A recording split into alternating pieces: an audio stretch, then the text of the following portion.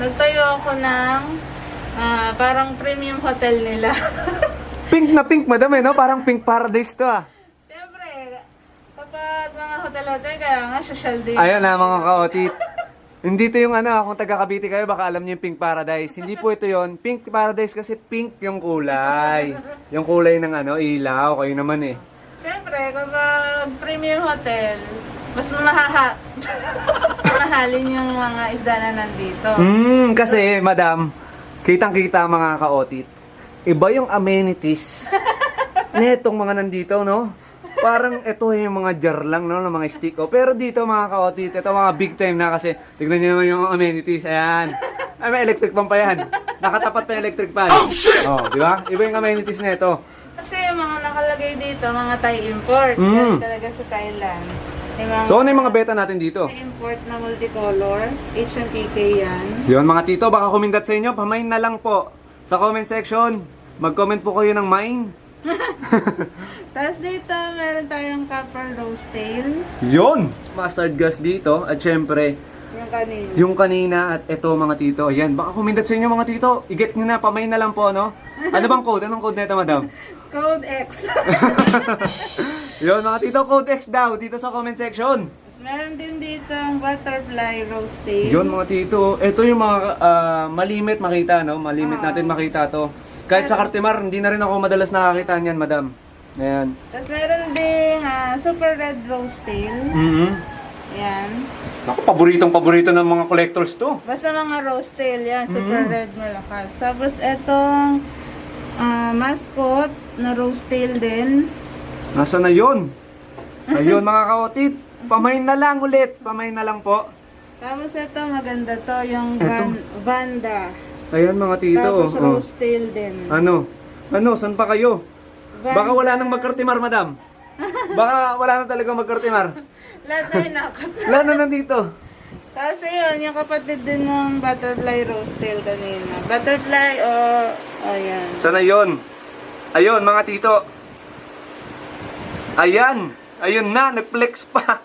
Nag-flex pa. So madam, eto, bigyan mo naman kami ng konting price range dito sa mga pinakita natin dito. Siyempre bago sila pumunta dito, dapat meron ng... Sige. Hindi, joke lang mga tito. Siyempre, para alam nyo na, no, madam. Para alam na nila yung presyo. Ayan. Para alam nyo na. Minsan may nilalagay ako ditong medyo maliliit pa, tulad nito. Yan, yung mga Galaxy, maliliit pa pero meron na rin presyo. Sa mga ganyan, around 350, 390. Dahil mas maliit pa siya. Pero dahil dito, mga breeder magaganda na yung size. Oo, nasa 500 to 800. Depende mga Tayo otits. import to, tayo import. Kaya ganun yung presyo. Pero syempre mga otit, di ba? Kitang-kita nyo naman, coloration, form and finish. Ibang-iba mga tito, ibang-iba. Saka iba yung iba yung alaga natin dito. Alagang Molino Beta Bacoor yan mga tito. Alagang premium hotel yan. Tsaka tignan nyo mga otit ha. Ayan, tignan nyo. Ang linis. May janitor to. May janitor tong mga tito. Tignan nyo, ang linis. Wala kang makikita. Wala kang makikita ang dumi. Janitor mo yan. May tagalinis mga otit. Dun pa lang. Katalo na kayo. Ayan oh, di ba? Sabihin nyo ngayon mga tito pag may nakita kayong dumi. Hindi nakita. Oy, teka lang. Wala yun. Ano lang te. Dito tayo. Gaya nga nasabi ko sa inyo kanina mga otits, dapat pag bibili kayo ng betta fish, talagang healthy. Yung talagang nagpe-flare kasi doon yung makikita eh. Eto, subukan natin. Kung may deportment talaga yung mga beta dito. O, di ba mga tito? Ganyang katindi yung sinasabi nga ni Madam kanina na alagang Molino Beta. Sponsor Real X. Baka naman. Ayan. So mga kautit, alam ko naman hindi ako yung gusto nyong makita sa vlog na to at para hindi masayang yung panonood nyo. Magmamontage na ulit tayo ng mga beta na pwede nyong makita dito kay Molino Bacoor Beta. Pero shoutout kay Madam, ayan. Nagbibigay po si Madam ng lanyard. Eto mga tito, oh grabe. Kaya magsipuntahan na po kayo dito. Nagbibigay si Madam na ito. Hindi, joke lang mga tito. Ano to? Available to sa Shopee ni Madam. Itong lanyard na to.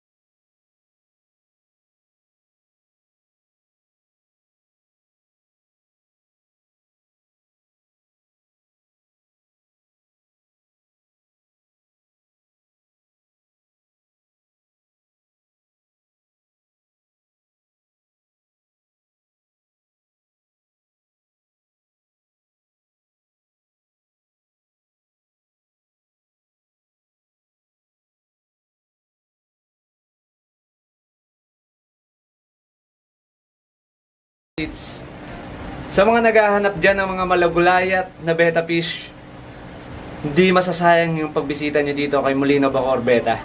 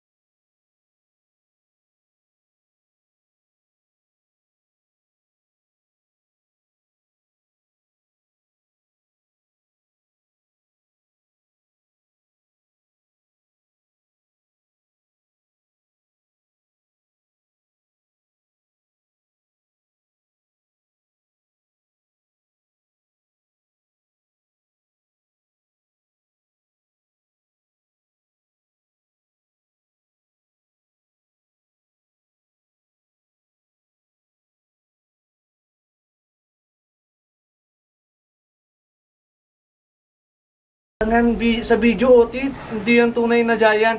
Ito mga Otits, pagkumparahin natin yung normal sa giant mga tito, para syempre, talagang sulit na sulit yung pagbisita nyo. Kaya sa mga nanonood po dyan, ipon-ipon po tayo at sumugod po tayo kay Molino Bacoor Betta. Ito po mga Otits, no? Kayo na lang pong bahala, mga mata nyo na lang po yung humusga mga tito. Ito po yung normal size at ito po yung mga giant natin.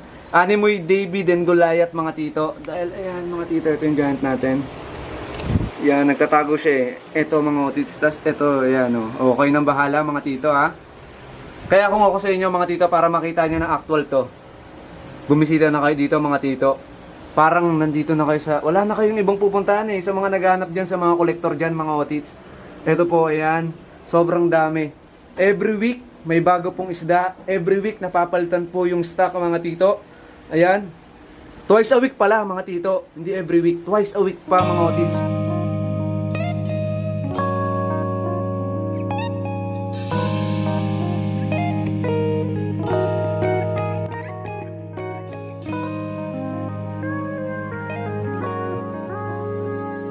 Madam, saan ba nila pwedeng ma-avail itong mga merch mo? Meron tayo niyan sa Shopee, sa Facebook. Meron tayong mga mask, lanyard, t-shirt, may ref magnet din. Saka madami pang iba.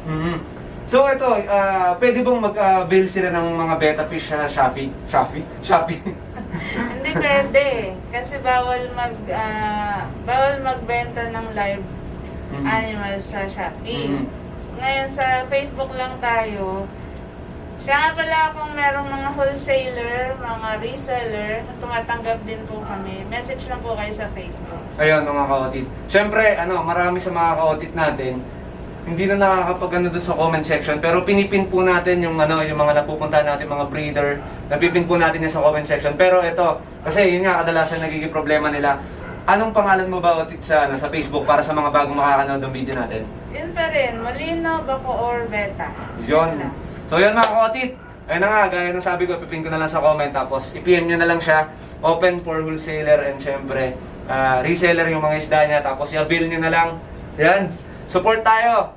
Yan, may lanyard, damit, at syempre, yung keychain, no? Ayan. Oh, lagyan yung susi. Ayan. So yun, Otit. Inakabot na naman tayo ng gabi. At syempre, inland din po kami mga ka-otit katulad ng dati. Hindi ko alam kung sino sa amin yung may balat. Pero ito na.